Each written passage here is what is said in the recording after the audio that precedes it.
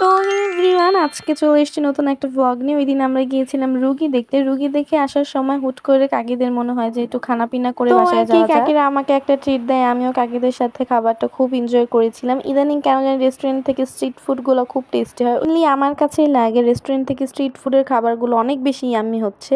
তো যাই হোক, এখানে কাকিরা দুটো পিৎজা অর্ডার দিয়েছিল। পিৎজা একটা নাগা ছিল যেটা প্রচুর স্পাইসি ছিল, আর একটা ওভারলোডেড চিকেন ছিল। পিৎজা দুটোই ইয়াম্মি ছিল। মোমোসও অর্ডার করেছিল কাকিরা, মোমোসও খেয়েছি। আমি কাকিদেরকে একটা মোমোস ট্রিট দিতে চেয়েছিলাম, বাট কাকিরা নেয়নি। কেন নেয়নি জানো? তাদের ইচ্ছে ছিল তারা হচ্ছে গিয়ে আমার জামাইয়ের থেকে খাবে, বাট আমার থেকে খাবে না। তো তাদের ইচ্ছেটাই রইলো। আর এদিকে একটা লাস্টে হাসির কাণ্ড ঘটেছে। আমরা লাস্টে চা খেয়েছিলাম, চাটাও মাটির কাপে দিয়েছিল। কথা বলতে বলতে চা নিয়ে আমি বাসায় চলে আসছিলাম জানো।